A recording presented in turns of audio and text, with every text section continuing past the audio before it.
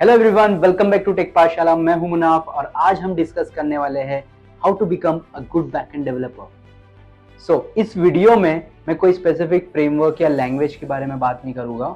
मैं specific backend development की बात करूंगा कि एज अ बैकएंड डेवलपर तुम्हें उसमें इम्प्रूवमेंट करना है या फिर तुम्हें बहुत ही अच्छा मास्टरी लेवल तक का बैकएंड डेवलपमेंट को लेके जाना है तुम्हारी स्किल्स को। ये वीडियो आपके लिए।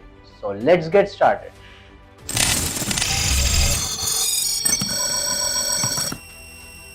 डायरेक्टली स्किल्स पे जंप नहीं करते हुए पहले अंडरस्टैंड करते हैं कि एज अ बैकएंड डेवलपर हमारा रोल क्या होता है। एज अ बैकएंड डेवलपर हम लोग ओवरऑल काम क्या करने वाले हैं। हमने बहुत सारे टाइप के एप्लीकेशंस यूज किए हैं, जैसे कि मोबाइल एप्लीकेशन, वेब एप्लीकेशन। अब इसमें जितना भी पार्ट जो दिख रहा है वो फ्रंट एंड डेवलपर बनाता है। बैकएंड डेवलपर का रोल इसमें क्या होता है, वो क्या डेवलप करता है। एग्जाम्पल के लिए मैं एक एप्लीकेशन लेता हूँ, जैसे कि जिसमें हम लोग कस्टमर आईडी दे रहे हैं और वो एक बैलेंस शो कर रहा है। एक एप्लीकेशन है जिसमें कस्टमर आईडी दे रहे हैं और वो बैलेंस शो कर रहा है। अब ये पार्ट जो है वो हम लोग ने डेवलप कर दिया, और जब हम लोग डेवलप कर दिए हैं, जब वो डाउनलोड कर रहा है एज अ मोबाइल एप्लीकेशन और एज अ वेब एप्लीकेशन, उसके पास पूरा कोड अवेलेबल है। बट हम लोग को बैलेंस या फिर कस्टमर आईडी या फिर जो भी ऑथेंटिकेशन पार्ट है वो हमें क्लाइंट साइड नहीं रखना है, मतलब यूजर साइड नहीं रखना है, क्योंकि उसके पास तो वो कोड अवेलेबल है। तो जितनी भी चीजें हैं जो हम लोग को सर्वर साइड रखनी है, जैसे कि HDFC बैंक का एप्लीकेशन कुछ इस तरह का ही वर्क कर रहा है, जिसमें तुम यूजर आईडी दे रहे हो और पासवर्ड दे रहे हो और उसके बाद तुम्हारे को बैलेंस शो कर रहा है। तो ये जो लॉजिक है, यूजर आईडी लेना, पासवर्ड लेना, UI दिखाना, वो कोड तुम्हारे मोबाइल में अवेलेबल है।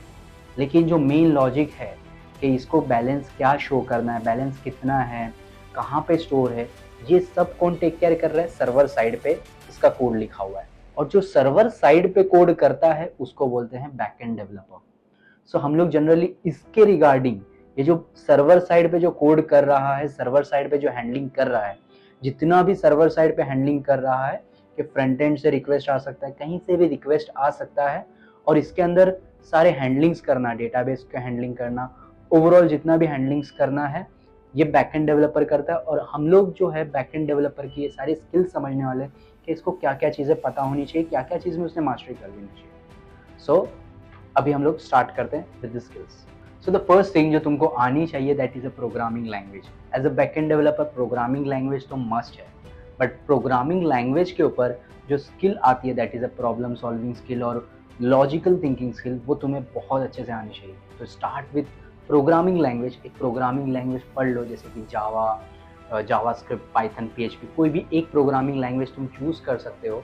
बट सिर्फ प्रोग्रामिंग लैंग्वेज के सिंटैक्स आने से तुम अच्छे बैकएंड डेवलपर नहीं बन सकते।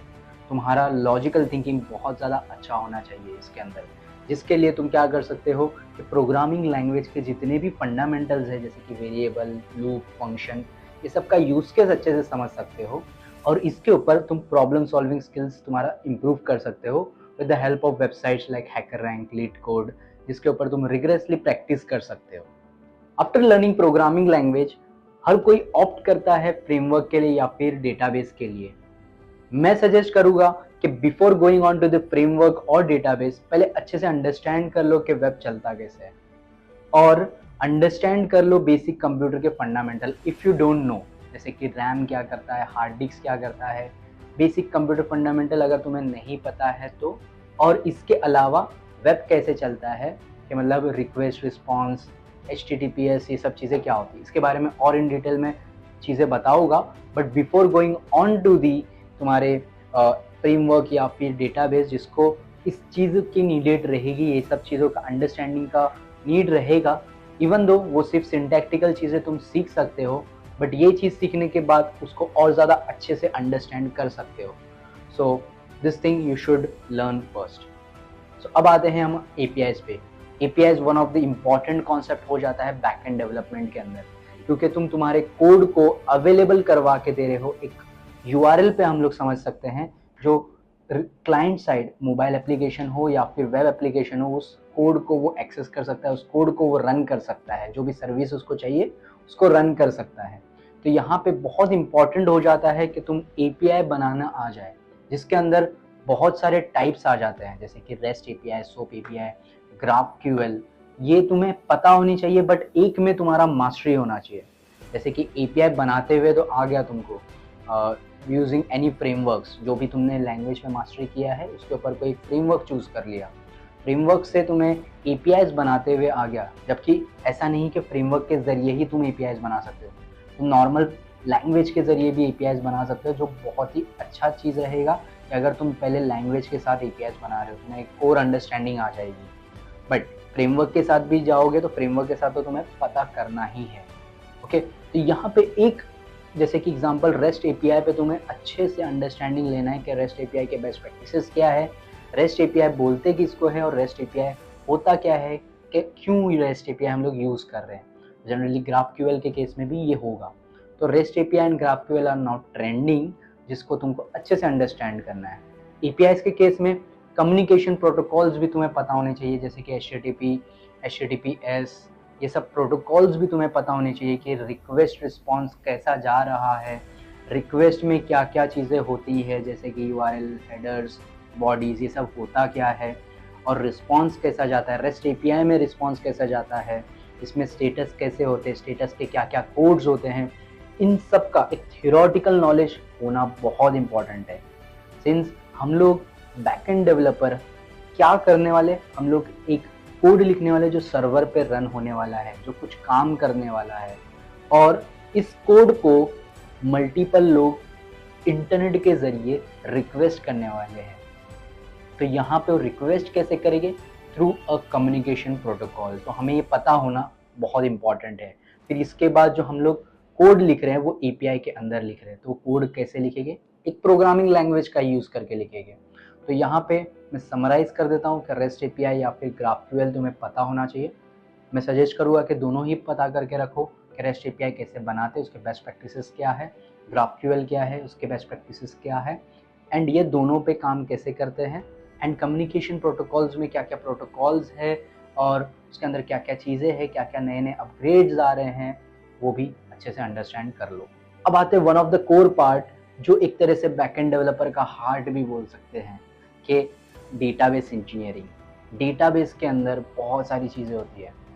जनरली ये होता क्यों है, डेटा को स्टोर करने के लिए, लेकिन हम लोग डेटा को स्टोर फाइल्स में भी कर सकते थे एंड वेरियस जगह पे भी कर सकते थे। लेकिन डेटाबेस के अंदर बहुत सारे सिस्टम्स है जिसके ज़रिए तुम बहुत अच्छे वे में डेटा को स्ट्रक्चर्ड वे में स्टोर कर सकते हो, और बहुत ही ईजी टू रिट्राइव है, बहुत फास्ट टू रिट्राइव है ये सब डेटा, जिसके थ्रू हम लोग बहुत ही एफिशिएंट बैकएंड डेवलपमेंट कर सकते हैं।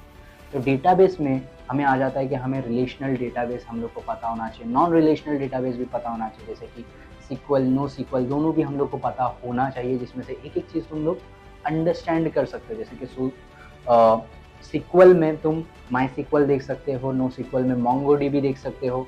एक तुम्हें आइडिया होना चाहिए और अच्छे लेवल का अंडरस्टैंडिंग होना चाहिए, जैसे कि तुम्हें ACID properties, joins and normalisation in relational database at least पता होना चाहिए।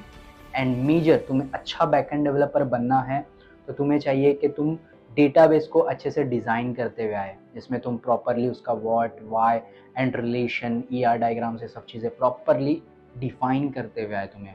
यहाँ तक का हमने समराइज कर लिया एक बैकएंड डेवलपर को, जैसे कि तुमने प्रोग्रामिंग लैंग्वेजेस कर लिए है, उस पर स्किल डेवलप कर लिया है। फिर उसके बाद तुमने एपीआईज वगैरह बनाने के लिए फ्रेमवर्क्स यूज़ कर लिया, एपीआई बना लिए, कम्युनिकेशन प्रोटोकॉल समझ लिए, तुम्हारा कंप्यूटर का फंडामेंटल अच्छे से हो गया है, तुमने डेटाबेस भी सीख लिया और डेटाबेस को अच्छे से समराइज कर लिया मैंने कि नो सिक्वल, सिक्वल 2 है, मोंगोडीबी और माई सिक्वल के लिए तुम लोग ऑप्ट कर सकते हो। बट मेजर क्या है कि तुम्हें प्रोग्रामिंग लैंग्वेज में प्रॉब्लम सॉल्विंग स्किल आ गई है, तुम डेटाबेस के अंदर डेटाबेस डिज़ाइन कर सकते हो। This is the sign of good backend developer. वैसे ही गुड बैकएंड डेवलपर के लिए एक्स्ट्रा चीज़ें भी होती है, जैसे कि तुमने डेवलप तो कर दिया है लेकिन डिप्लॉय कैसे करोगे। तो यहाँ पे एक क्लाउड कंप्यूटिंग का टर्म आता है, जहाँ पे तुम AWS वगैरह को सीख सकते हो, जैसे AWS है, अज्योर है, इसमें से कोई एक ऑप्ट करके मेजरली AWS को अच्छे से अंडरस्टैंड कर सकते हो।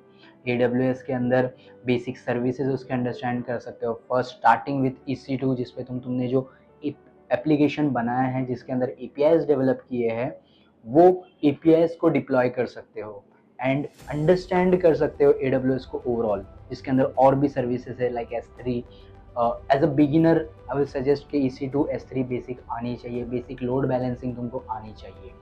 तो क्लाउड कंप्यूटिंग का बेसिक लेवल भी तुमको आइडिया होना चाहिए to become a good backend developer. Backend में कुछ और भी कॉन्सेप्ट्स होते हैं, बैकएंड के अंदर कुछ कॉन्सेप्ट्स है जो हमें पता होने चाहिए, जिससे हमारा बैकएंड डेवलपमेंट और ज़्यादा बेटर होगा। जैसे कि ऑथेंटिकेशन, ऑथराइजेशन, ये सब कॉन्सेप्ट्स है जो हमें पता होना चाहिए। पर्सपेक्टिव ऑफ सिक्योरिटी, जैसे कि हमें अगर API को हमारे सिक्योरिटी प्रोवाइड करनी है, हमारे सर्वर को सिक्योरिटी प्रोवाइड करनी है, हमारे डेटाबेस के कुछ डेटास को प्रोवाइड करनी है सिक्योरिटी, तो ये सब कैसे होगा। कुछ डेटा सिर्फ कुछ यूज़र से ही एक्सेसिबल होनी चाहिए, यहाँ पे थोड़ा हमको एक्सेस कंट्रोल हम लोग को इम्प्लीमेंट करना पड़ेगा। तो ये सब इवन हमारे सर्वर पे सिक्योरिटीज़ कैसे होगी, हम क्या चीज़ इम्प्लीमेंट कर सकते हैं, जैसे कि SSL, ये सब चीज़ें हम लोग कैसे इम्प्लीमेंट कर सकते हैं, ये चीज़ें हम लोग को ओवरऑल पता होनी चाहिए to become a better developer. Caching is another concept जो हमें पता होना चाहिए।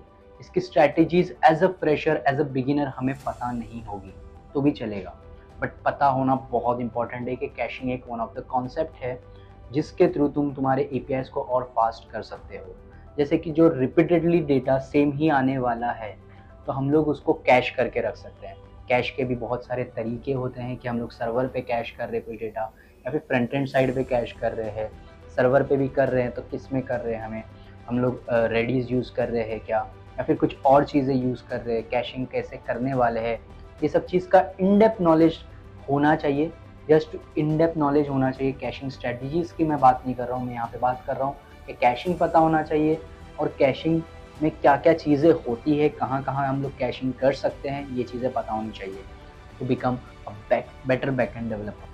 That's all for today. मैंने ऑलरेडी बहुत सारी चीज़ें लिस्ट में डाला हुआ है। मैं यहाँ पे एज एक्सपीरियंस बैकएंड डेवलपर के लिए नहीं बता रहा हूँ चीज़ें, मैं यहाँ पे बता रहा हूँ कि जो भी एक बेटर लेवल पे बैकएंड डेवलपर बनना चाहता है, या फ्रेशर है या फिर एक्सपीरियंस्ड है, वो एक बेस्ट बैकएंड डेवलपर बनना चाहता है, तो ये this is are the basics जो तुम्हें पता होने चाहिए। जैसे कि प्रोग्रामिंग लैंग्वेज या फिर जो भी स्टार्ट करता है, मैंने जनरली देखा हूँ वो स्टार्ट करता है, वो जंप करता है directly for the framework, but that is not your starting point. तुम्हारा स्टार्टिंग पॉइंट क्या होना चाहिए कि तुम तुम्हारे प्रोग्रामिंग लैंग्वेज को अच्छे से अंडरस्टैंड करो, प्रोग्रामिंग के बेसिक मैनेजमेंट कैसे हो रहे हैं, मेमोरी मैनेजमेंट कैसा हो रहा है, तुम्हारा आर्किटेक्चर कैसा है, कि for example JavaScript single threaded है तो है क्यों, कैसा वर्क कर रहा है, ये सब चीज़ें अच्छे से अंडरस्टैंड कर लो।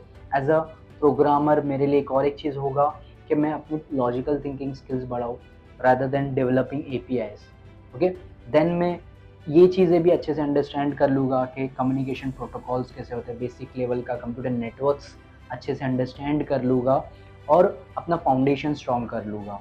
इसके बाद मैं फ्रेमवर्क के लिए जाऊँगा जिसमें मैं APIs बनाऊँगा, बट इसके अलावा मैं बेस्ट प्रैक्टिसेस भी देख रहा हूँ फॉर माई APIs, और इसके अलावा मैं डेटाबेस के अंदर भी जा रहा हूँ जो one of the core part है फॉर बैकएंड डेवलपर, जो अच्छे से उसको पता होने ही चाहिए। Then I will go into some cloud computing and caching strategies मैंने बोला कि कैशिंग पहले पता होना चाहिए, एंड इसके अलावा सिक्योरिटी हम लोग कैसे बढ़ाएंगे, हमारे परफॉर्मेंस कैसे बढ़ाएंगे हमारे बैकएंड का। तो ये ओवरऑल मैंने एक समराइज़ किया अगर हमको एक बैकएंड डेवलपर बनना है तो। वीडियो अच्छा लगा है तो लाइक कीजिए, शेयर कीजिए और कमेंट में ज़रूर बताइए कोई स्किल हमसे मिस हुआ है या फिर कोई स्किल तुमको बहुत ज़्यादा अच्छा लगा है तो। टिल देन गुड बाय, मिलते हैं नेक्स्ट वीडियो में।